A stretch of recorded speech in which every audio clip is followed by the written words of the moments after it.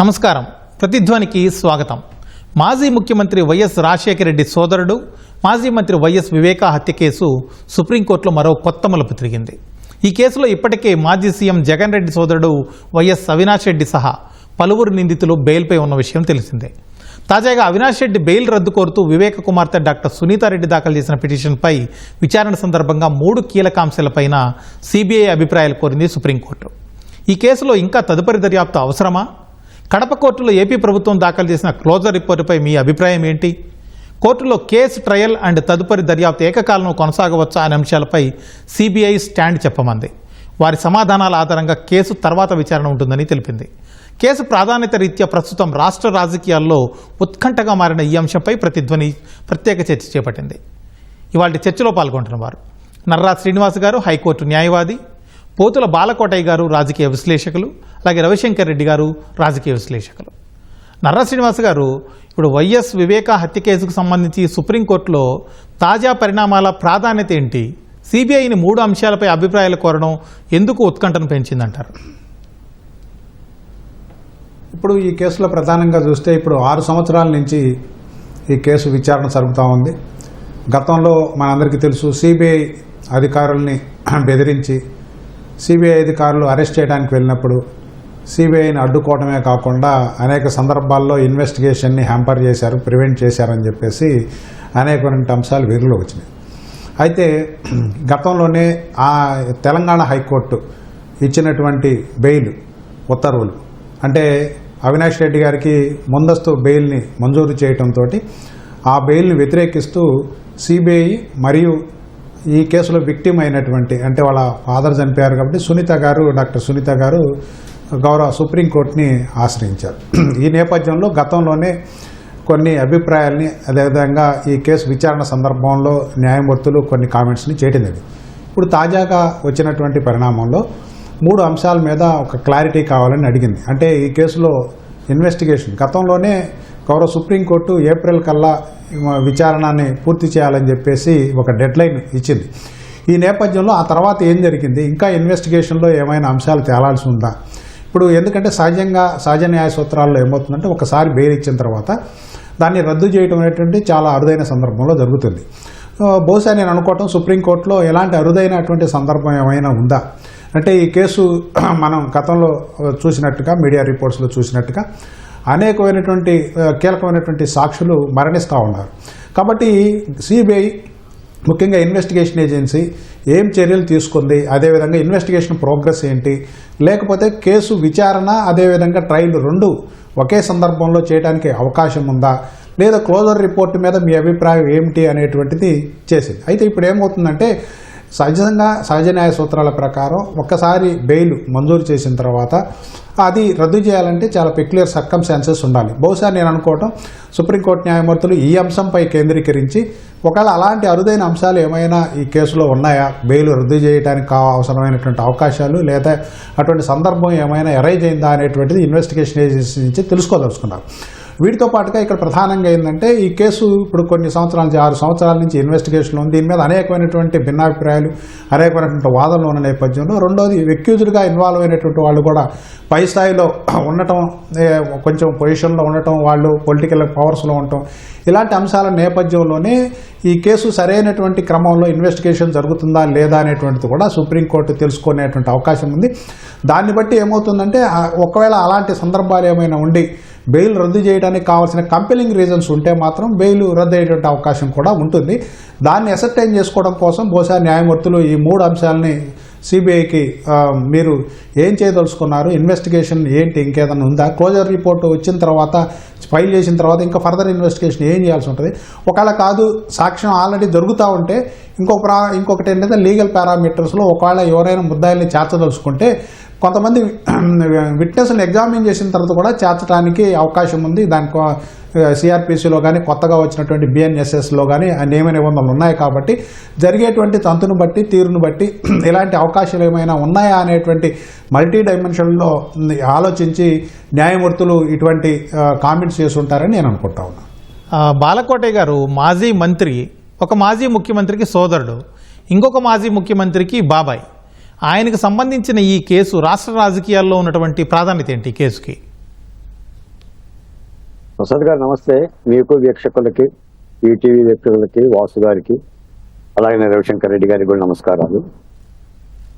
ప్రసాద్ గారు, వైఎస్ వివేకానందరెడ్డి హత్య గురించి 6 సంవత్సరాల 4 మాసాలు గడిచిన తర్వాత కూడా ఇప్పటికీ కూడా ప్రధానమైన టీవీ ఛానల్లో మీలాంటోళ్ళు నాలాంటోళ్ళు డిబేట్ చేయటమే ఒక దురదృష్టకరమైన విషయం. నిజానికి ఒక మాజీ మంత్రి, ఒక మాజీ ముఖ్యమంత్రి సోదరుడు, మరో మాజీ ముఖ్యమంత్రి బాబాయ్ ఆయన కుక్కను చంపినట్టుగా ఆయన కుక్కలాగా చంపేశారు. కుక్కను నరికినట్టు నరికారు. దస్తగిరి అప్రూవర్గా మారిండు. సిబిఐ చాలా కష్టసాధ్యంలో చాలా ఇన్వెస్టిగేషన్ చేసి గూగుల్ టేకులు చేసి ముద్దాయిల వరుస పరంపరగా పొందుపరిచింది. అయినా కూడా న్యాయం జరగటం అనేది ఇప్పటికీ కూడా ఇబ్బందికరమైన వాతావరణంగానే ఉంది. ఇవన్నిటి కూడా ఏంటంటే మనం ఎంత ప్రశ్నించకుండా ఎంత మాట్లాడినా విచారణ సంస్థలని న్యాయ వ్యవస్థలను కూడా బోనులో ఎక్కిస్తుంది. నిజానికి ఒక మాజీ ముఖ్యమంత్రిని హత్య చేస్తే 30 రోజులు 60 రోజుల్లో నిందితుల్ని లాక్కురాగలగాలి చట్టాలు. పైపచ్చి అప్రూవర్లు ఉండాలి. చాలామంది సాక్ష్యాలు చెప్పారు. కానీ ఈ కేసు కేవలం ఒకే ఒక వ్యక్తి కారణంగా లేదా అప్పటి ముఖ్యమంత్రి జగన్మోహన్ రెడ్డి గారి కారణంగా ఈ కేసు చాలా నిదానంగా అసలు రామ్ సింగ్ని బెదిరించే స్థాయిలో ఏం జరుగుతుందో కూడా అర్థం కాని పరిస్థితి అయ్యింది. కేవలం సునీతారెడ్డి గారు కాళ్ళు అడిగేలాగా ఎక్కన గలపలేదు, దిగన బొమ్మం లేదు. పంటి బిగువతో ఒంటి చేత్తో ఒక న్యాయస్థానాల మీద యుద్ధం చేస్తున్న రీత్యానే ఈ మేరకైనా ఈ కేసు ఇలా వచ్చింది. మీరు ఒక్కసారి గమనించండి. ఈ కేసును ముందు గుండెపోటు అన్నారు, తర్వాత రక్తపు విరేచనాలు అన్నారు, ఆఖరికి చంద్రబాబు నాయుడు గారు చంపేశారని చేతిలో కత్తి పెట్టి వాళ్ళ పత్రికలో రాశారు. దేనికింత తాత్సార్యం? ఇటువంటి పెద్దల కేసుని ఇప్పుడు పెద్ద వాళ్ళు ఉండాలన్నట్టే కదా, వాళ్ళు ఎంపీలు అవ్వబట్టి లేదా డబ్బున్నోళ్ళు అవ్వబట్టి ఈ విచారణ పర్వాలు అలా సాగుతున్నాయా? మరి సాధారణమైన వ్యక్తికి న్యాయ వ్యవస్థకి ఏం సంకేతాలు ఇస్తారు? కాబట్టి ఎప్పటికైనా సుప్రీంకోర్టు మళ్ళీ ఈ అంశాన్ని తెర మీదకి తెచ్చి సిబిఐని గట్టిగా చెప్పింది, ఈ కేసుకి ఇంకా ఏమైనా దర్యాప్తు చేస్తారా, మీరు ఇంకా ట్రయల్ రన్ ఉందా, ఏం విచారణ చేస్తారో స్పష్టత ఇవ్వండి, ఆ బెయిల్ రద్దు నిర్ణయం తీసుకోవడానికి ముందని చెప్పడం కూడా హర్షించదగ్గ విషయం. తప్పనిసరిగా సిబిఐఏ ఈ కేసుకు సంబంధించిన సిబిఐ క్లోజప్ ప్రకటించాలి. ఇంకా విచారణ చేయడానికి ఏమైనా అంశాలు ఉన్నాయా? అయినా సిబిఐఏ అవినాష్ రెడ్డి బెయిల్ రద్దు కోరిన తర్వాత సిబిఐఏ బెయిల్ రద్దు కోరిందండి. విచారణ సంస్థలు కూడా పరిగణ తీసుకోవాలి. ఎందుకంటున్నామంటే దస్తగిరి పలుమార్లు బహిరంగ చెప్పాడు, నన్ను హత్య చేసే ప్రయత్నం చేస్తున్నారు, నన్ను ప్రలోభ పెట్టే ప్రయత్నం చేస్తున్నారు. జైలు గోడలు దాటి లోపలికి వెళ్ళి దస్తగిరి భార్యని భయపెట్టారు, ప్రలోభ పెట్టారు. మరి ఇన్ని మలుపులు దొరుకుతున్న ఈ కేసుకి నాకు తెలిసి ఇది మన న్యాయ వ్యవస్థకు పరీక్షలాగా ఉందండి. తప్పనిసరిగా ఇప్పుడున్న ప్రభుత్వాలు కానీ సిబిఐ విచారణ సంస్థ కానీ దీనికి సత్వర న్యాయం చేసి రాష్ట్ర ప్రజలకు నిజాలు చెప్పాల్సినంత అవసరం ఉంది. దోషులు ఎంతటి వారైనా కూడా న్యాయపరమైన శిక్షణ అనుభవించాల్సిన అవసరం ఉంది.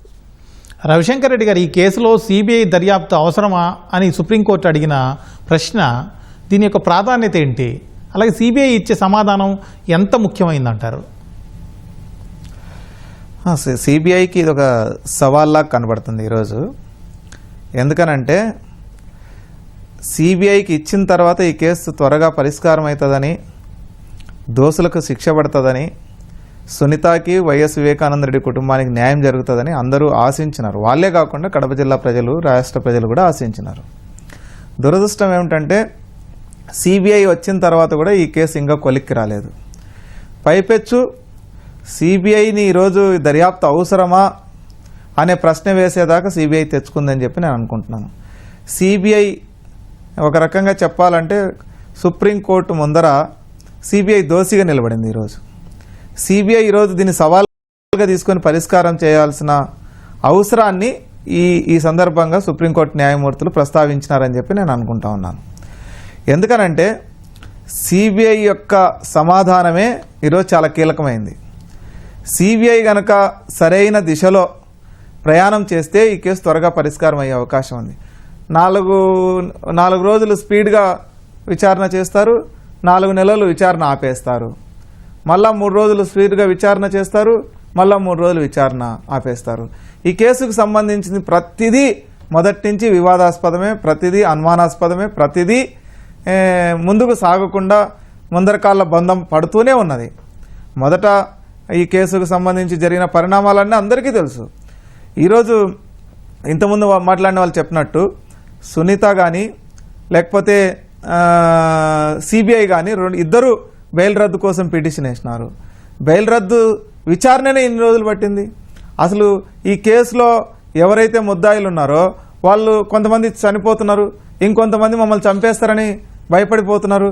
దస్తగిరి నన్ను చంపేస్తారంటున్నాడు, సునీల్ యాదవ్ నన్ను చంపేస్తారంటున్నాడు, సునీల్ యాదవ్ నాకు భద్రత కావాలంటాడు, దస్తగిరి నాకు భద్రత కావాలంటాడు, పలానోళ్ళు నా మీద దాడి చేయడానికి ప్రయత్నం చేస్తున్నారు అంటాడు. అయినా ఈ మొత్తం ఎపిసోడ్లో వివేకానంద రెడ్డి మర్డర్కు సంబంధించిన మొత్తం కేసులు ఏవి ముందుకు పోవడంలా, ఎవరిని అరెస్ట్ చేయడంలే. ఈరోజు దస్తగిరి చాలా కేటకారికల్గా చెప్పినాడు, దేవిరెడ్డి శివశంకర్ రెడ్డి కొడుకు నన్ను బెదిరించాడు, నన్ను లోపరచుకోవడానికి ప్రయత్నం చేశాడు. ఆ కేసు అది అట్లనే పెండింగ్లో ఉంది. దస్తగిరి ఇంకొక కేసు పెట్టాడు, అది అట్లనే పెండింగ్లో ఉంది. సునీల్ యాదవ్ ఒక కేసు పెట్టినాడు, అది అట్లనే పెండింగ్లో ఉన్నది. ఇవేవి కూడా ఒక కొలిక్కి రాకుండా చాలా పెద్ద ఎత్తున రాజకీయ శక్తులు అధికారం, డబ్బు లేకపోతే వాళ్ళకున్న పలుకుబడిని ఉపయోగించి ఈ కేసును ముందుకు సాగకుండా చూస్తున్న నేపథ్యంలో సిబిఐ దీన్ని ఒక సవాల్గా తీసుకోవాల్సిన అవసరం ఉంది. సిబిఐ మీద దేశవ్యాప్తంగా ప్రజలకి లేకపోతే వ్యవస్థల మీద నమ్మకాన్ని ఏ రకంగా అయితే ప్రజలు కలిగి ఉన్నారో ఆ నమ్మకాన్ని నిలబెట్టడానికి సిబిఐ పనిచేయాల్సిన అవసరం ఉంది. అది లేకపోతే సిబిఐ మీద కూడా నమ్మకం కోల్పోయే ప్రమాదం ఉంది అన్న విషయాన్ని సిబిఐ గ్రహించి ఈ కేసుని ఎంత త్వరితగతిన ఎంత లోతుగా పరిష్కారం చేయగలిగితే అంత లోతుగా పరిష్కారం చేయాలి, దోషులకు శిక్ష పడాలి. నర్రా శ్రీనివాస్ గారు, ఇప్పుడు వివేక హత్య కేసు విచారణ అలాగే నిందితులకు బెయిల్ పైన ఆయన కుమార్తె సునీతారెడ్డి ప్రధానంగా వ్యక్తం చేస్తున్నటువంటి అభ్యంతరాలు ఏంటి? ఆమె ఎందుకు ఇంత స్థాయిలో న్యాయస్థానాన్ని వేడుకుంటున్నారు? గతంలోనే ఆమె గౌరవ ఆంధ్రప్రదేశ్ హైకోర్టుని ఆశ్రయించి ఈ కేసుని సిబిఐకి అప్పగించాలని చెప్పేసి గతంలోనే సౌభాగ్యమ్మ, బీటెక్ రవి, అదేవిధంగా సునీత వీళ్ళందరూ కూడా గౌరవ ఆంధ్రప్రదేశ్ హైకోర్టుని ఆశ్రయించారు. అయితే దీంట్లో ఇంకొక ప్రత్యేకమైన అంశం ఏంటంటే గతంలోనే జగన్మోహన్ రెడ్డి గారు కూడా సిబిఐ విచారణ కావాలని అడిగారు. ఆ తర్వాత నేను సిబిఐ విచారణ విత్డ్రా చేసుకున్నాను, మారిన పరిస్థితుల రీత్యా అవసరం లేదు, స్టేట్ మిషనరీ బాగానే పనిచేస్తుందని చెప్పేసి చెప్పారు. అయితే ఈ విచారణ క్రమంలో అనేకమైనటువంటి పరిణామాలు చోటు చేసుకున్నాయి.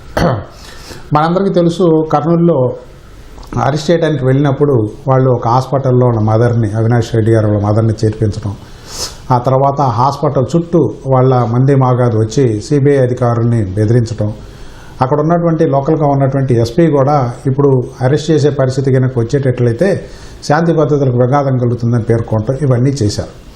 ఆ తర్వాత అనేకమైనటువంటి పరిణామాలు చోటు చేసుకున్నాయి. ఒకటి, ఈ కేసులో ప్రధానంగా సాక్షులుగా ఉన్నటువంటి అనేక మంది చనిపోతూ ఉంటాం. రెండవది, ఈ కేసులో ముద్దాయిలుగా ఉండి బెయిల్ మీద బయటకు వచ్చినటువంటి వాళ్ళు లేదా జైల్లో ఉన్నప్పుడు ఉన్నటువంటి వాళ్ళు, వాళ్ళ మీద రకరకాలైనటువంటి ఎక్స్టర్నల్ ప్రెజర్స్ రావటం, వాళ్ళని బెదిరించడం, వాళ్ళ మీద దాడులకి పాల్పడటం, ఇలాంటివన్నీ జరిగిన తర్వాత సునీత గారు ఇట్లాగా బెయిల్ ఇచ్చారు మీరు, అందులో కూడా యాంటిసిపేటరీ బెయిల్ గౌరవ తెలంగాణ హైకోర్టు ఇచ్చింది. ఇలాగా బెయిల్ మీద బయట ఉంటే ఇట్లా సాక్షులకి అదేవిధంగా ముద్దాయిలకి, ఈ కేసులో ఉన్నటువంటి ముద్దాయిలు, అప్రూవల్గా మారినటువంటి ముద్దాయిలకి, వీళ్ళందరికీ కూడా ప్రమాదం జరుగుతుంది. ఈ కేసు విచారణ క్రమంలో ముందుకెళ్లేటప్పుడు గౌరవ కోర్టులో ఏదైతే సిబిఐ డిజిగ్నేటెడ్ కోర్టు ఉందో ఆ కోర్టులో విచారణ జరిగే క్రమంలో ఈ సాక్షులు వీళ్ళందరూ సహకరించకపోతే కోర్టు కేసు మొత్తానికే ఇబ్బందికరమైన పరిస్థితులు వస్తాయి. కాబట్టి ఈ కేసులో యాంటిసిపేటరీ బెయిల్ ఇవ్వడం అనేటువంటిది సరైనది కాదు అనేటువంటి ఒక అభిప్రాయంతో ఆమె సుప్రీంకోర్టును ఆశ్రయించారు. అయితే సిమిలర్ గ్రౌండ్స్ తోటే సిబిఐ కూడా ఈ కేసులో, ఎందుకంటే ఒక ప్రెస్టీజియస్, మన దేశంలో ఉన్నటువంటి ఇన్వెస్టిగేషన్ ఏజెన్సీల్లో సిబిఐ అనేది ప్రెస్టీజియస్ ఆర్గనైజేషన్. గతంలోనే సుప్రీంకోర్టు కొన్ని కామెంట్స్ కూడా సిబిఐ మీదే చేసింది. సిబిఐ అంటే కేవలం పంజరంలో చిలకలాగా కేవలం అధికారంలో ఉన్నటువంటి వాళ్ళకి సర్వీస్ చేయడం కాదు అనేటువంటి. అయితే మనకి ఇక్కడ ఉన్నటువంటి పెక్యులర్ కండిషన్స్లో ఏంటంటే, మరి సిబిఐ అంత జరిగి ఆఫీసర్ల మీద దాడి జరిగి వాళ్ళని ప్రివెంట్ చేసినప్పటికీ కూడా మరి ఎందుకనో అరెస్టు క్రమంలో వాళ్ళు యాంటిసిపేటరీ బెయిల్ పొందేంత వరకు కూడా సిబిఐ అధికారులు తదుపరి చర్యలు తీసుకోలేకపోయారు. కానీ యాంటిసిపేటరీ బెయిల్ మంజూరైన తర్వాత గౌరవ సుప్రీంకోర్టులో వాళ్ళు చేసినటువంటి ఆర్గ్యుమెంట్ ఏంటంటే ఇన్వెస్టిగేషన్ ఆఫీసర్లకి ఇలాంటి ఇబ్బందులు ఉన్నాయి, ఇన్వెస్టిగేషన్ ఆఫీసర్ని ఈ విధంగా చేశారని చెప్పేసి అన్ని అంశాలని సుప్రీంకోర్టుకు తీసుకొచ్చారు. ఈ నేపథ్యంలోనే సుప్రీంకోర్టుకి సిబిఐ కానీ సునీత కానీ నివేదించినటువంటి నేపథ్యంలో ఈ సర్కమ్స్టాన్సెస్లో ఒకవేళ ట్రయల్ జరిగితే ఏం జరుగుతుంది, లేకపోతే ఇన్వెస్టిగేషన్ డే బై ఈ విధంగా కోఆర్డినేటెడ్గా రెండు సైమల్టేనియస్గా జరిగితే ఏమవుతుంది, ఇలాంటి అభిప్రాయాలను తెలుసుకోవడం ద్వారా బెయిల్ యాంటిసిపేటరీ బెయిల్ గ్రాంట్ చేసినటువంటి యాంటిసిపేటరీ బెయిల్ మీద ఒక నిర్ణయాన్ని ప్రకటించడం కోసం గౌరవ సుప్రీంకోర్టు న్యాయమూర్తులు ఈరోజు ప్రశ్నించడం జరిగింది. మొత్తం మీద చూస్తే ఒక కేసు ఇన్వెస్టిగేషన్ స్టేజ్లో నిబంధనల ప్రకారం ఇన్వెస్టిగేషన్ ఏజెన్సీ అనేకమైనటువంటి చర్యలు చేపట్టాలి. ఇప్పటికే దీంట్లో ఎలక్ట్రానిక్ ఎవిడెన్స్ని కొంత కలెక్ట్ చేశారు. అదేవిధంగా వీళ్ళకు ఉన్నటువంటి గూగుల్ టేక్అవుట్స్ ఎక్కడెక్కడ ముద్దాయిలు ఆ రోజు హత్య జరిగిన రోజు ఇంటర్వ్యూనింగ్ నైట్లో ఉన్నారనేటువంటిది, అదేవిధంగా అవినాష్ రెడ్డి గారు ఎవరెవరితో మాట్లాడారనేటువంటిది కూడా ఒక పెద్ద ఇష్యూ. ఇలాంటి ఇష్యూస్ అన్నింటినీ క్లించ్ చేయడం కోసం గతంలోనే ఒక ఐఏఎస్ ఆఫీసర్ గారు ఒక స్టేట్మెంట్ ఒకటి ఇచ్చారు, మళ్ళీ ఆ స్టేట్మెంట్ని ఉపసంహరించుకొని నేను అలా చెప్పలేదన్నారు. ఇలా మారుతున్న నేపథ్యంలో ఈ కేసుకు అసలుకే ప్రమాదం వచ్చేటువంటి ప్రమాదం ఉందనేటువంటి దాంతో సునీత గౌరవ సుప్రీంకోర్టును ఆశ్రయించడం జరిగింది.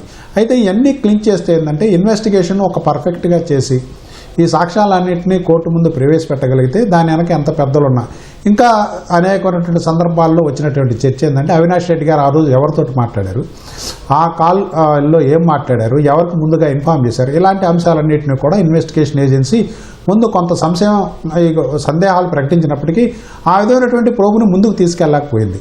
మరి దీనికి సమాధానం సిబిఐ చెప్పాల్సి ఉంటుంది. బహుశా సుప్రీంకోర్టులో తదుపరి విచారణ క్రమంలో ఇలాంటి అంశాలన్నీ బయటకు వచ్చేటువంటి అవసరం ఉంది.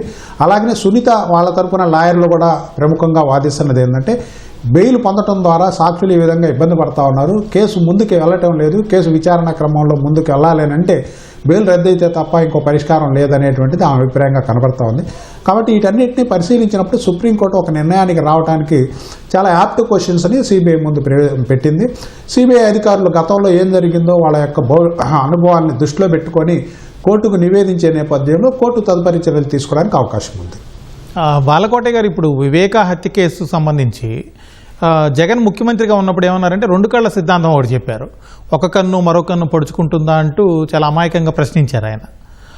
కరెక్ట్గా ఆ టైంలోనే సిబిఐ అవినాష్ రెడ్డిని నిందితుడిగా చేర్చింది. ఇప్పుడు సుప్రీంకోర్టులో పరిణామాలు చూస్తుంటే వైసీపీ మీద ఎలాంటి ప్రభావం పడవచ్చు అంటారు ఈ పరిణామాల వల్ల? అల్లార్పకుండా అబద్ధం చెప్పడంలో జగన్మోహన్ రెడ్డి గారి సిద్ధహస్తుడు. మీరన్నట్టుగా ఒక కంటిని ఒక కన్ను పొడుచుకుంటుందని సాక్షాత్ అసెంబ్లీలోనే చెప్పారు. ఒక కంటిని ఒక కన్నే పొడిచిందన్న సంగతి ఈ రోజున వివేకానంద రెడ్డి హత్య కేసులో జరుగుతున్న దర్యాప్తు కోణం. మీకు ఒక మాట అడుగుతానండి ఈ సందర్భంగా ప్రసాద్ గారు, అసలు వైఎస్ అవినాష్ రెడ్డి గారిని ఎప్పుడన్నా అరెస్ట్ చేశారండి? అరెస్ట్ చేయకుండా బెయిల్ మీద ఉండటం ఏంటి? ఒకసారి కర్నూలు వెళ్ళి సిబిఐ అధికారులు అరెస్ట్ చేసే ప్రయత్నం చేస్తే ఆ జిల్లా ఎస్పీ నేను అరెస్ట్ చేయనని చేతులు ఎత్తేస్తే సిబిఐ అధికారులు వెనక్కి తిరిగి వచ్చారు. వైసీపీ నాయకులందరూ కూడా ఒక దండయాత్రలాగా సిబిఐ అధికారులను బంధించి రాద్ధాంతం చేసే ప్రయత్నం చేశారు. మరి ఆయన ఎప్పుడు అరెస్ట్ చేశారు, ఎప్పుడు జైలుకు పంపించారు, ఎప్పుడు బెయిల్ వచ్చింది? కేవలం కాగితాల మీద చూపించారు. జైలుకి వెళ్లకుండా బెయిల్ తెచ్చుకున్న కేసు ఇది. ఎక్కడన్నా చరిత్రలో విన్నారండి? ఎవరికైనా బెయిల్ రావాలంటే ఏం జరగాలండి? పోలీసులు అరెస్ట్ చేయాలి, జైలుకు పోవాలి, బెయిల్కి దరఖాస్తు చేయాలి. చంద్రబాబు నాయుడు గారు ఆ పని చేశారు కదా. రెండో మాట ఏంటంటేనండి, వైఎస్ వివేకానంద రెడ్డి హత్య కేసే కాదు, ఈ రోజున మద్యం కేసులో కూడా మాజీ ముఖ్యమంత్రి జగన్మోహన్ రెడ్డి గారు చెప్తున్నవన్నీ అబద్ధాలేనండి. ఒక్క సత్యం కూడా చెప్పిన దాఖలాలు. ఇప్పుడు కసిరెడ్డి ఎవడో చెప్పడు, సార్ ఎవడో చెప్పడు, బాలకోటయ్య గారు అంటే అసలు అన్ని కేసులు అంటే ఆ రోజు అంటే నేను అనేది ఏంటంటే ప్రసాద్ గారు, వైఎస్ వివేకానంద రెడ్డి హత్య కేసు ఇంత జటిలంగా మారటానికి సిబిఐ చేత కూడా పొర్లు దండాలు పెట్టించి చట్టాన్ని చేతుల్లో ఆడుకున్న ఒక మాజీ ముఖ్యమంత్రి వైనం కారణంగానే ఇప్పటికీ ఈ కేసుకి న్యాయం జరగకోకుండా ఇంకా కూడా రోడ్డు మీద నిలబడి ఉంది. కాబట్టి సునీతారెడ్డి గారు కనుక ఈ మాత్రం పోరాటం చేయకపోతే అసలు వైఎస్ వివేకానంద రెడ్డి హత్య గుండెపోటుగానే మారిపోయేది కదండి. ఆ వాస్తవాలు తేలేయా? ఈ మేరకైనా న్యాయం జరగకపోయినా కేసులో సత్యాసత్యాలు తెలుస్తున్నాయి కదా రాష్ట్ర ప్రజలకి. ఇప్పుడు ఒక విధంగా చెప్పాలంటే వైఎస్ వివేకానంద రెడ్డి హత్య కేసు కూడా గత ప్రభుత్వం అధికారంలో రావడానికి ఉపయోగపడింది. అంటే మరి వీటి పట్ల చట్టాలు కానీ న్యాయ వ్యవస్థ కానీ సత్వర న్యాయ విచారణ చెయ్యలేకపోతే రవిశంకర్ రెడ్డి గారు, ఇప్పుడు మీరు ఒక కడప వాసిగా వివేకానంద రెడ్డి హత్య కేసుకు సంబంధించిన పరిణామాలన్నింటినీ చాలా దగ్గరగా పరిశీలించారు, గమనించారు.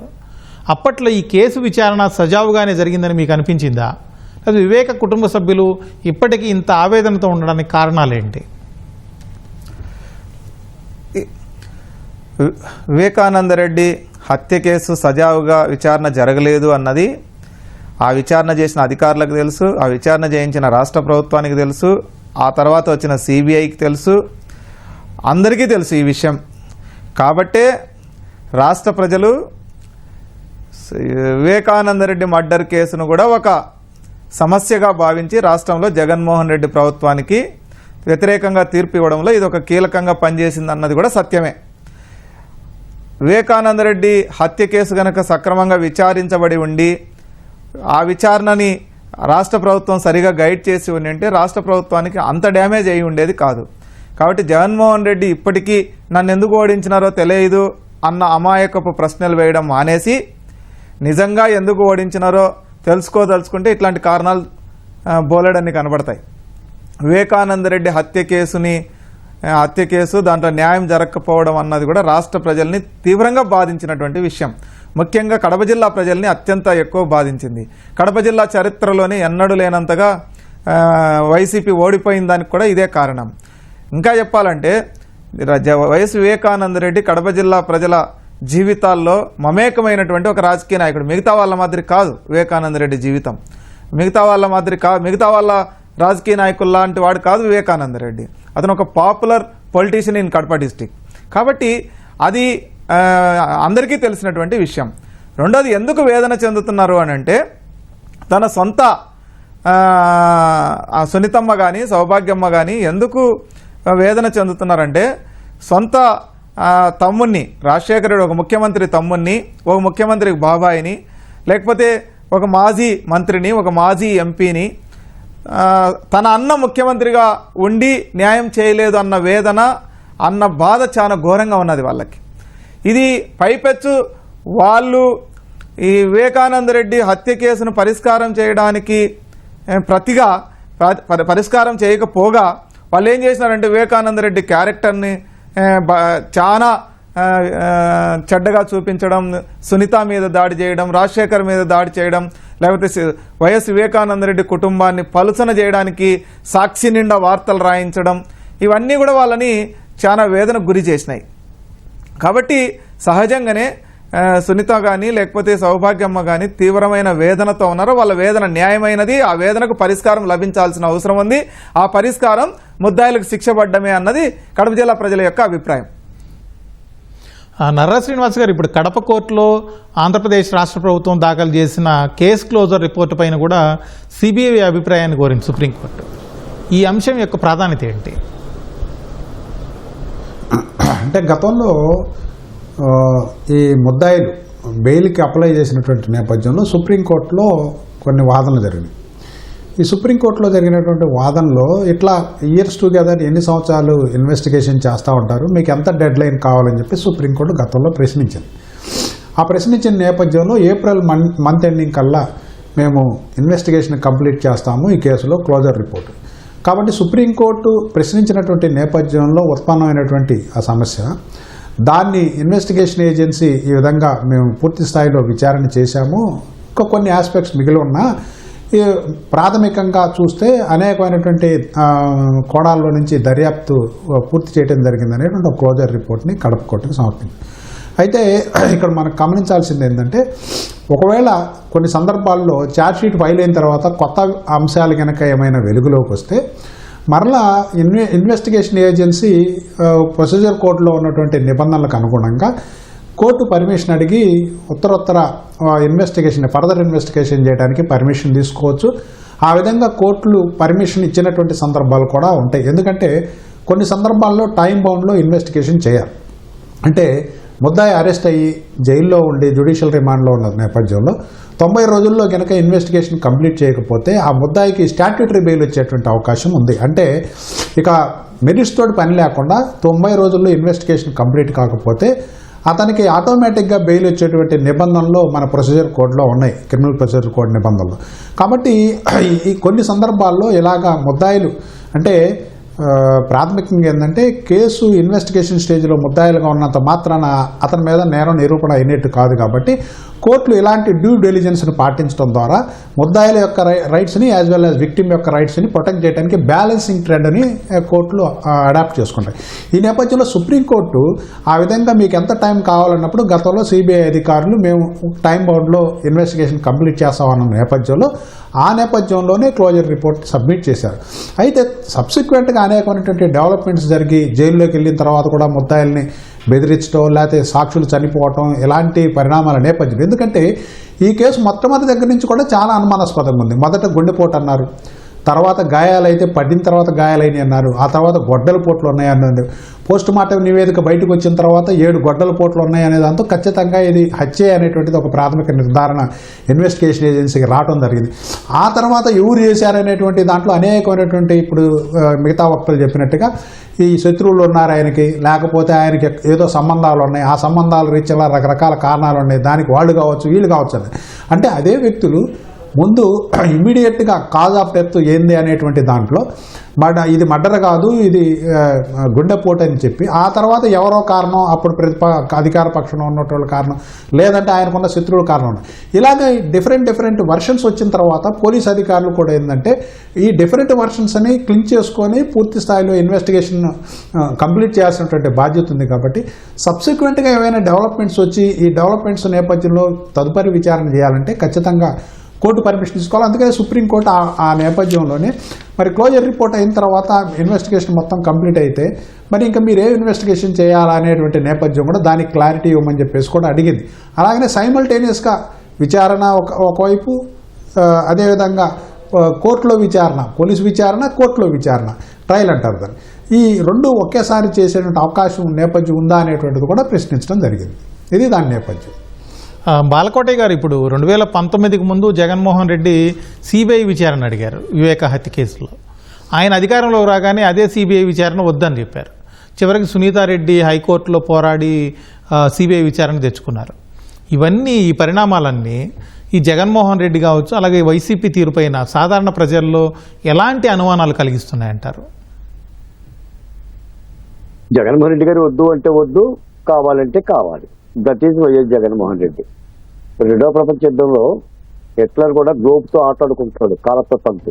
అలాగనే జగన్మోహన్ రెడ్డి గారి అధికారంలో ఉన్న 5 సంవత్సరాలు వాళ్ళ బాబాయ్ హత్య కేసులో సిబిఐ వద్దు అంటే వద్దు, కావాలంటే కావాలి. 3 రాజధానులు అంటే 3 రాజధానులు, 6 రాజధానులు అంటే 6 రాజధానులు. అంటే నిజానికి ఏంటంటే అసలు జగన్మోహన్ రెడ్డి గారు ఈ కేసులు తేల్చాలి. తన సొంత బాబాయి, తన తండ్రి సోదరుడు, ఒక మాజీ మంత్రి ఏ మాత్రపు కనీసం చిత్తశుద్ధున్నా లేదా హత్య కేసులో వాళ్ళ అనుయాయుల పాత్ర గనక లేకుండా ఉంటే తప్పనిసరిగా ఈ కేసులు తేల్చి 2 నెలల్లోనో 3 నెలల్లోనో ప్రభుత్వ సహకారంతో దర్యాప్తు సంస్థకి స్వేచ్ఛనిచ్చి చేయగలగాలి. అదంతా చేయలేదు కదా. ఆఖరికి సునీతారెడ్డి గారు జగన్మోహన్ రెడ్డి గారి దగ్గరికి వెళ్ళి అన్నయ్య అని నోరారా తెరిచి అడిగినా కూడా ఏమవుతుంది, నా మీద 12వ కేసు అవుతుందనే పద్ధతిలో అతను వదిలేశాడు. అవన్నీ కూడా తేటతెల్లం అయిపోయింది. కాకపోతే ఏంటంటే బాధాకరమైన విషయం, ఒక విఐపీనండి, సాదాసీదా వ్యక్తి కాదు వైఎస్ వివేకానంద రెడ్డి. నిజంగా ఆయన ఆత్మ క్షోభిస్తుంది. నిజంగా ఆయన ఆత్మ ఈ విచారణ పర్వాన్ని చూసి రాజశేఖర రెడ్డి గారి ఆత్మ, వైఎస్ వివేకానంద రెడ్డి ఆత్మ, అన్నదమ్ముల ఆత్మ క్షోభిస్తుంది ఆకాశంలో. అంటే భారతీయ వ్యవస్థలో ఒక బ్రూటల్ హత్యకి గొడ్డలతో నరికిన ఇంత దారుణమైన మర్డర్ కేసును కూడా సిబిఐ, న్యాయ వ్యవస్థ, ప్రభుత్వాలు, మీరు మేము తేల్చలేక 6 ఏళ్ళు ఏదో కూడా చర్చిస్తున్నామంటే నిజానికి మరి ఒక విధంగా వ్యవస్థలో ఉన్నందుకు మరి సిగ్గుపడాల్సిన అంశమే. ఒక మాట అయితే ఈ సందర్భంగా చెప్తాను సార్, భారతీయ వ్యవస్థలో న్యాయ వ్యవస్థ చాలా అత్యున్నతమైన వ్యవస్థ. రాజకీయ వ్యవస్థ తప్పు చేసినా, కార్యనిర్వాహక వ్యవస్థ తప్పు చేసినా దాన్ని సెటరేట్ చేసి నిట్టారుగా నిలబెట్టగలగాల్సిన ధర్మం అత్యున్నత న్యాయస్థానాల మీద ఉంది. ఆ న్యాయస్థానాల పరిధిలోనే దీనికి పూర్తి న్యాయం జరగాలి. మనం ఎంత మాట్లాడుకున్నా ఇప్పుడు వివేకానంద రెడ్డి హత్య గురించి సత్వర న్యాయం తప్ప వేరే మార్గం లేదు. కూటమి ప్రభుత్వం కూడా దీనికి సంబంధించిన అవకాశాలు ఏమైనా ఉంటే కేంద్ర ప్రభుత్వము రాష్ట్ర ప్రభుత్వము తప్పనిసరిగా సిబిఐ దర్యాప్తుకి తగిన ఆదేశాలు ఇచ్చి ఈ దర్యాప్తుని వేగవంతం చేసి సునీతారెడ్డికి కానీ అసలు న్యాయ వ్యవస్థకి అంటే ఒక ప్రజాప్రతినిధి హత్య చేసిన నేరగాన్ని అరెస్ట్ చేసి చట్టంగా నిలబెట్టాల్సిన అవసరం ఉంది. రవిశంకర్ రెడ్డి గారు, ఇప్పుడు ఈ కేసులో కొందరు కీలక సాక్షులు కూడా ఇప్పటికీ అనుమానాస్పదంగా చనిపోయారు. ఇలాంటి పరిస్థితుల్లో అలాంటి మర్డర్ల మీద వాళ్ళ మృతి మీద కూడా విచారణ చేపిస్తామని చెప్పి రాష్ట్ర పోలీసు శాఖ చెప్పింది. ఈ కేసు ప్రాధాన్యత తీవ్రత దృష్ట్యా అలాంటి విషయాల్లో ఏం జరిగితే మేలంటారు? తప్పకుండా వివేకానందరెడ్డి హత్య కేసే ఒక మిస్టరీ. ఆ మిస్టరీకి కొనసాగింపుగానే ఆయన హత్య కేసులో సాక్షులుగా ఉన్నవాళ్ళు లేకపోతే ఆ హత్య కేసులో అనుమానితులుగా ఉన్నవాళ్ళు చనిపోవడం అన్నది చాలా అనుమానాలకు చాలా రకాల అభిప్రాయాలకు తావిచ్చింది. గతంలో ఉన్నటువంటి వైసీపీ ప్రభుత్వం వాటిని తేలికగా కొట్టేసిన నేపథ్యంలో అవి రాష్ట్ర వ్యాపిత చర్చనీయాంశాలైనాయి, కడప జిల్లా వ్యాపితంగా చర్చనీయాంశాలయ్యాయి. అవి ప్రజలందరూ గమనించి తగిన తీర్పు ఇచ్చినారు. ఆనాడు ప్రతిపక్షంలో ఉన్నటువంటి తెలుగుదేశం, ఈరోజు అధికారంలో ఉన్న తెలుగుదేశం పార్టీ వీటన్నింటిపైన సమగ్రమైన విచారణ చేయిస్తామని, దీంట్లో ఎవరైనా తప్పులు చేసి ఉంటే, ఎవరైనా నేరానికి పాల్పడి ఉంటే తప్పకుండా శిక్షిస్తామని చెప్పింది. అంతేకాకుండా వివేకానందరెడ్డి హత్య కేసును కూడా చాలా త్వరితగతిన పరిష్కారం చేయడానికి కావాల్సిన ప్రయత్నాలన్నింటినీ సహకారాన్ని రాష్ట్ర ప్రభుత్వం ఇస్తాది అన్నటువంటి మాట కూడా హామీ కూడా ఇవ్వడం ఎన్నికల్లో జరిగింది. ఈ రెండింటినీ పరిశీలించినప్పుడు గత సంవత్సర కాలంగా తెలుగుదేశం కూటమి ప్రభుత్వం అధికారంలోకి వచ్చిన తర్వాత కూడా ఈ హామీకి అనుగుణంగా కార్యక్రమం జరగడం లేదు, ఈ హామీకి అనుగుణంగా విచారణలు జరగడం లేదు అన్నది ప్రజల్లో ఉన్నటువంటి అభిప్రాయం. ప్రజలు ఆశిస్తున్నది ఏమిటి? ప్రజలు ఆశిస్తున్నది ఏమిటంటే సత్వరం వివేకానందరెడ్డి హత్య కేసులో ఉండి చనిపోయిన వాళ్ళ కేసుల్ని కూడా సత్వరం పూర్తి చేసి ఎవరైతే నేరస్తులు ఉన్నారో, ఎవరైతే దుర్మార్గాలకు పాల్పడ్డారో, ఎవరైతే కిరాతకాలకు పాల్పడ్డారో, ఎవరైతే హత్యలకు పాల్పడ్డారో, ఎవరైతే ప్రజల్ని భయభ్రాంతులకు గురి చేయడానికి ప్రయత్నం చేసినారో, రాజకీయ కారణాలతో ఎవరైతే రక్షించబడుతున్నారో, ఎవరైతే అధికార మదంతో వ్యవహరిస్తున్నారో వాళ్ళందరికీ తగిన బుద్ధి చెప్పాలి.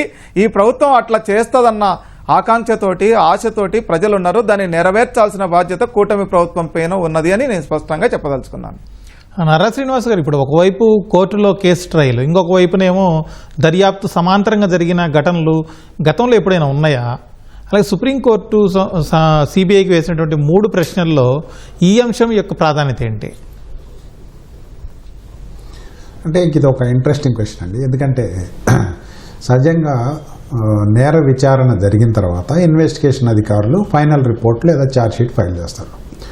ఫైనల్ రిపోర్టు ఫైల్ చేసిన తర్వాత నేను ఇంతకు ముందే చెప్పినట్టుగా ఒకవేళ ఇంకేదైనా పెక్యులర్ సర్కమ్స్టాన్సెస్ కొత్త విషయాలు కనుక బయటకు వస్తే కోర్టు పర్మిషన్ తీసుకొని మళ్ళా ఫర్దర్ ఇన్వెస్టిగేషన్ రిపోర్ట్ని మళ్ళా అడిషనల్ ఛార్జ్షీట్ కింద ప్రవేశపెట్టేటువంటి అవకాశం ఇన్వెస్టిగేషన్ ఏజెన్సీకి ఉంటుంది. అయితే నాకు అర్థం కాని విషయం ఏంటంటే, ఒక న్యాయవాదిగా నేను ప్రాక్టీస్ చేస్తా, ఇన్ని సంవత్సరాల్లో చూస్తూ ఉంది. ఒక కేసు విచారణ చేయడానికి సహజంగా 60 రోజుల నుంచి 90 రోజుల్లో విచారణ పూర్తి చేయాలని చట్టం నిర్దేశిస్తుంది. మరి సిబిఐ అధికారులు అంత ప్రైమ్ ఆర్గనైజేషను, మరి దేశంలోనే ఉన్న మనకున్న ఇన్వెస్టిగేషన్ ఏజెన్సీల్లో చాలా ప్రీమియర్ ఆర్గనైజేషన్ అయినటువంటి సిబిఐ 6 సంవత్సరాల తర్వాత కూడా ఇంకా ఒక ఇన్వెస్టిగేషన్ చేయాలి, లేకపోతే ఇంకేదన్నా తీసుకురావాలనేటువంటి ఇది చాలా హాస్యాస్పదంగా ఉంది. అందుకని ప్రీమియర్ ఆర్గనైజేషన్లో జనరల్గా కాంపిటెంట్ ఆఫీసర్స్ ఉంటారు, సీనియర్స్ ఉంటారు, ఎక్స్పర్ట్స్ ఉంటారు, వాళ్ళకి కావాల్సినటువంటి లీగల్ ఫీడ్బ్యాక్ ఉంటుంది. కాబట్టి ఇన్వెస్టిగేషన్ సహజంగా ఏంటంటే ఈ ప్రక్రియలో ఎంత త్వరగా వీలుంటే అంత త్వరగా పూర్తి చేయాలి.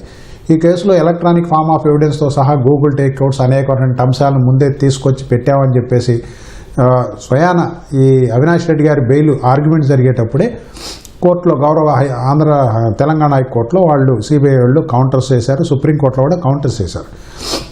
అయితే మరి ఈ మర్మం ఏందనేటువంటిది సిబిఐ అధికారులు చెప్పాల్సినటువంటి పని. ఇంతకుముందే మిగతా వక్తలు చెప్పినట్టుగా ఒక నేర విచారణ చేయడం కోసం ఒక పర్టికులర్ డెడ్ లైన్ సుప్రీంకోర్టు ఇచ్చినప్పుడు కూడా ఇంకా కంప్లీట్ చేయకుండా ఇంకేదో ఉంది అనేటువంటిది మరి పలు అనుమానాలకి దావిస్తూ ఉంది. అదొక అంశం. రెండోది, చట్ట ప్రకారం ఏంటంటే ప్రాథమికంగా విచారణ పూర్తయి ఛార్జ్షీట్ కోర్టులో ఫైల్ అయిన తర్వాత ఒక క్లారిటీ వస్తుంది. ఈ నేరానికి ఎవరు కాన్స్పిరేటర్స్ ఉన్నారు, వాళ్ళ యొక్క ఉద్దేశం ఏంది, ఎందుకు నేరం చేయాల్సి వచ్చింది, ఆ మోటివ్ ఏంటి, ఇలాంటివన్నీ ప్రస్ఫుటంగా ఛార్జ్షీట్లో దాఖలు చేస్తారు. మరి ఇప్పటికే సిబిఐ ప్రాథమికంగా కొన్ని క్లోజర్ రిపోర్టుని సబ్మిట్ చేసినటువంటి నేపథ్యంలో ఇంకా ఏ స్పెసిఫిక్ బ్యాక్గ్రౌండ్ కింద విచారణ చేయాలనేటువంటిది కూడా క్లారిటీ పబ్లిక్ ఇవ్వాలి. ఎందుకంటే చాలామందికి చాలా అనుమానాలు ఉన్నాయి. మరి ఎందుకు ఏమైనా సిబిఐ కూడా ఇన్ఫ్లుయెన్స్కి గురవుతుందా అనేటువంటి అనుమానాలు కూడా బయట ప్రపంచంలో ఉన్నాయి.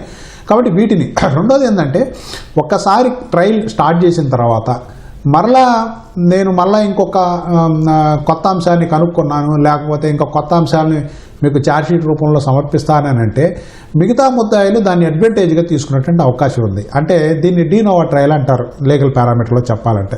అంటే కొత్త అంశాలు కనుక వచ్చి మళ్ళీ కొత్త ఛార్జ్షీట్లో వచ్చినటువంటి సందర్భంలో ఇప్పటికే విచారించిన సాక్షులు వాళ్ళని క్రాస్ ఎగ్జామినేషన్ చేసినవన్నీ ముద్దాయిలు ఫేవర్గా తయారయ్యేటువంటి అవకాశం ఉంది. మళ్ళీ కొత్త ముద్దాయిల్ని దాంట్లో ప్రవేశపెట్టినప్పుడు మళ్ళా ఎఫ్రెష్ ట్రయల్ జరిగేటువంటి అవకాశం ఉంది. ఇలాంటి కాంప్లిసిటీస్ ఉన్నాయి. అందుకని సిబిఐ ఈ కేసులో మోర్ పర్టికులర్గా ఇంత సెన్సిటివ్ కలిగి, ఇది ఒక పొలిటికల్ మర్డర్ అని అందరూ బాహ్య ప్రపంచాన్ని అందరికీ తెలుసు. ఇలాంటి కేసుల్లో తొందరగా విచారణ పూర్తి చేసి వాళ్ళకున్నటువంటి అనేక అవకాశాలు ఉంటాయి సిబిఐకి. సిబిఐ అధికారులు కనుక వచ్చి ప్రశ్నిస్తే ఎవరు కూడా కాదనలేని పరిస్థితి ఉంటుంది. ఆ భయాలు ఉంటాయి. అందరూ సహకరించాల్సిన అవసరం ఉంటుంది. సహకరించకపోతే సిబిఐ ఫర్దర్ స్టెప్స్ తీసుకునే అవకాశం ఉంది.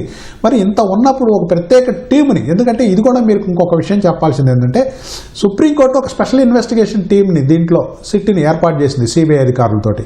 ఆ అధికారులు ఎవరున్నారు, వాళ్ళ క్రెడెన్షియల్ ఏంటి మాకు ఇవ్వండి అనేటువంటిది కూడా డైరెక్షన్ ఇచ్చినటువంటి సందర్భం ఈ కేసులో ఉదంతం వచ్చింది. కాబట్టి ఈ నేపథ్యంలో కాంపిటెంట్ అధికారులు మేము ఎంట్రస్ట్ చేశాము ఇన్వెస్టిగేషన్కి అన్నప్పుడు మిగతా మన అనుమానాలకు తావివ్వకుండా ప్రీమియర్ ఆర్గనైజేషన్ వ్యవహరించాల్సిన అవసరం ఉంది. ఒకవేళ ఏమైనా బాహ్య ఒత్తిళ్లు ఉంటే దాన్ని కూడా రివీల్ చేయాల్సిన అవసరం ఉంది. సహజంగా ఏంటంటే ఇలాంటి కేసుల్లో ఇన్వెస్టిగేషన్ అధికారిని ఆపి ప్రివెంట్ చేసి అరెస్ట్ కాకుండా చూడటం సిబిఐకి ఎంత అవమానం. ఒక్కో అరుదైన కేసుల్లో భారతదేశంలో ఇది ఒక అరుదైన కేసు. అందులో పొలిటికల్ మర్డరు, చనిపోయినటువంటి వ్యక్తి కూడా సామాన్యటువంటి వ్యక్తి కాదు. మరి ఇన్వెస్టిగేషన్ కంప్లీట్ చేసి అసలైనటువంటి నిందితులు ఎవరు, వాళ్ళకున్న కాంప్లిసిటీ ఏంటి అనేటువంటిది సిబిఐ ప్రధానమైనటువంటి బాధ్యత. అనుమానాలు తావివ్వకూడదు. లేకపోతే ప్రీమియర్ ఆర్గనైజేషన్స్ మీదనే మనం గనక, చాలా ఉన్నత స్థాయి ఆర్గనైజేషన్స్ మీదనే మనం నమ్మకాన్ని కోల్పోతే ఇక దేశ వ్యవస్థలో, నేర వ్యవస్థలో, న్యాయ వ్యవస్థలో ఇంకేంటి ఎట్లాంటి అనుమానాలకు దావిస్తుంది. కాబట్టి సత్వరం కోర్టుకు రేపు సమర్పించేటప్పుడు కూడా ఫర్దర్ అడ్జర్మెంట్ తీసుకోకుండా సిబిఐ అధికారులు ఖచ్చితంగా ఒక ఖచ్చితత్వంతో వ్యవహరించాలి. లేకపోతే ఇలాంటి డిఫరెన్స్ ఇప్పుడు కోర్టు చాలా క్లారిటీగా ప్రశ్నించింది. ఏమని, ఇన్వెస్టిగేషన్ చేస్తూ ట్రయల్ చేయొచ్చు కదా, ట్రయల్ చేస్తే ఏమవుద్ది, అలా చేయడానికి అవకాశం ఉందా అంది. మరి దీని వెనక ఉన్నటువంటి మర్మాన్ని సిబిఐ అర్థం చేసుకోగలగాలి. కాబట్టి ఇలాంటి పరిస్థితుల్లో ఖచ్చితంగా ట్రయల్ స్టార్ట్ అయ్యేటప్పటికల్లా పూర్తి స్థాయి ఇన్వెస్టిగేషన్ కాంప్లిసిటీని ప్రవేశపెట్టడం ద్వారా ఈ కేసులో అసలైనటువంటి ముద్దాయిలకి శిక్ష పడేటువంటి అవకాశం ఉంది. లేదా అలా కాకుండా మరలా సైమల్టేనియస్గా ఇన్వెస్టిగేషన్ చేసి మళ్ళా ఛార్జ్షీట్ పెడితే అది ముద్దాయిలు తప్పించుకోవడానికి అవకాశాన్ని మార్గం ఇచ్చినట్టే సిబిఐ అవుతుంది. కాబట్టి అలాంటి అవకాశానికి అపవాదులకి తావివ్వకూడదు. ప్రీమియం ఆర్గనైజేషన్ ఖచ్చితంగా దీని మీద ఒక స్పెసిఫిక్ టార్గెట్ ఓరియంటెడ్తో పనిచేసి మిగతా ఎవరైనా ముద్దాయిలు ఉంటే ఆ ముద్దాయిలను కూడా ఎంత పెద్ద స్థాయి, ఇప్పుడు మనం అంటే ఏంటంటే చట్టం దృష్టిలో అందరూ సమానమే. అది ఎవరైనా కావచ్చు, ఏ స్థాయిలో వ్యక్తులు పనిచేయరు, వాళ్ళ మీద ఖచ్చితమైనటువంటి చర్యలు తీసుకునే విధంగా సిబిఐ అధికారులు, ఇన్వెస్టిగేషన్ ఏజెన్సీ యాక్ట్ చేయాలి. బాలకోట గారు, ఇప్పుడు వివేక హత్య కేసులో నిందితులను శిక్షించాలని చెప్పి ఆయన కుమార్తె సునీత రెడ్డి ఢిల్లీ వరకు ఒంటరిగా చాలా ధైర్యంగా పోరాటం చేస్తూ ఉన్నారు. ఆమెకు న్యాయం జరగాలంటే ఏం చేయాలంటారు? ప్రసాద్ గారు రెండు మాటలు. విప్లవకవి శివసాగర్ గారు చెల్లి చంద్రమ్మ అని ఒక కవిత రాస్తాడు. అంటే చంద్రి కత్తి ఎత్తి పొత్తి కడుపులో గుచ్చానని. అంటే దొర తన భర్తను చంపితే చెల్లి చంద్రమ్మ తిరగబడుతుంది. అలాగనే ఈ రోజున యావత్ ఆంధ్ర రాష్ట్రం సునీతారెడ్డికి సెల్యూట్ చేయాలి. ఒకానొక దశలో ఆమె ప్రాణానికి కూడా హాని ఉంది. ఆమె ఢిల్లీ మెట్లెక్కి సిబిఐ దర్యాప్తు రావటానికి ఇంత మనోనిబ్బరంతో చేసిన పోరాటానికి తప్పనిసరిగా యావత్ మహిళా లోకం, ఆంధ్ర రాష్ట్ర ప్రజలు సెల్యూట్ చేయాలి. లేకపోతే ఏంటంటే చాలా కష్టం సార్. ఎందుకంటే ఒక పోరాడిన వ్యక్తిగా నేను చెప్తున్నాను. ఒక మహిళ ఉండి ఒక ప్రభుత్వం మీద అది కూడా కర్కశగా ప్రభుత్వం మీద తన తండ్రి హత్యకు సంబంధించిన న్యాయం కోసం ఆమెమీ అడగల. తన తండ్రిని చంపారు, హంతకులను పట్టుకోమంది. హంతకులు ఎవరని కూడా ఆమె చెప్పలా. ఆమె నిందలు భరాయించింది, ఆమె భర్త నిందలు భరాయించిండు, తన తండ్రిని అంటే చంపబడిన వివేకానంద రెడ్డి మీద కూడా ఆరోపణలు చేశారు. తప్పనిసరిగా యావత్ రాష్ట్రం ఆ పక్షాన ఉండాలి. ఇంకో మాట కూడా చెప్తున్నా, ప్రజల్లో వివేకానంద రెడ్డి మీద క్లారిటీ ఉంది. ఆయన ఎవరు చంపారో రాష్ట్ర ప్రజలకు మరొకసారి చెప్పనక్కర్లా. ఇక న్యాయ వ్యవస్థ తేల్చుకోవాలి. ఈ రోజున న్యాయం ఎంత లేట్ అయినా సరే రాష్ట్ర ప్రజలు వివేకానంద రెడ్డిని మక్కిగా ఎండమావులు సీరియల్ లాగా కథలుగా అప్రూవర్గా దస్తగిరే చెప్పాడు. గొడవలు ఎక్కడ తెచ్చాం, కత్తి ఎక్కడ తెచ్చాం, కుక్క ఎక్కడ చంపాము, ఆయన ఎన్ని వేట్లు వేసామని జగన్మోహన్ రెడ్డి గారు తన పరిభాషలో నేరాన్ని అంగీకరించిండు. అంత కూలంకుషంగా తెలిసింది. కాబట్టి ఇప్పుడు మీరు అడిగిన ప్రశ్నకి తప్పనిసరిగా న్యాయవాదులు కానీ, రాష్ట్ర ప్రజలు కానీ, ప్రభుత్వాలు కానీ సునీతారెడ్డి గారి యొక్క న్యాయ పోరాటానికి అండగా ఉండాలి. ఈ కేసును తేల్చగలగాలి. ఈ కేసును తేల్చలేకపోతే కేంద్ర రాష్ట్ర ప్రభుత్వాలు భూమిలో నిలబడాలి. రవిశంకర్ రెడ్డి గారు, ఇప్పుడు వివేక కేసుకు సంబంధించి కడప జిల్లా ప్రజలు ఏం కోరుకుంటున్నారు? ఆలస్యంగానైనా బాధిత కుటుంబానికి న్యాయం చేయడానికి ఏం జరిగితే బాగుంటుంది? కడప జిల్లా ప్రజల ఆకాంక్ష చాలా స్పష్టంగా ఉన్నది. కడప జిల్లా ప్రజలు ఎన్నికల్లోనే ఆ తీర్పు ఇచ్చారు. కడప జిల్లా ప్రజలు ఏం కోరుకుంటున్నారో చాలా స్పష్టంగా తమ ఓటు ద్వారా ప్రజలు ఒక మ్యాండేటరీ ఇచ్చినారు. సునీతా రెడ్డికి న్యాయం జరగాలి, సౌభాగ్యమ్మకి న్యాయం జరగాలి, వివేకానంద రెడ్డి హంతకుల్ని శిక్షించాలన్నది కడప జిల్లా ప్రజల యొక్క స్పష్టమైన అభిప్రాయం. ఎందుకనంటే కడప జిల్లా ప్రజలతో, కడప జిల్లా రాజకీయాలతో, కడప జిల్లా అభివృద్ధితో వివేకానంద రెడ్డి జీవితం మమేకమై ఉంది. అదేదో మిగతా రాజకీయ నాయకుల్లాగా అమాసకు పున్నానికి వచ్చి గెలిచి మళ్ళీ ఓడితే కనరాకుండా పోయినటువంటి వ్యక్తి వివేకానంద రెడ్డి కాదు.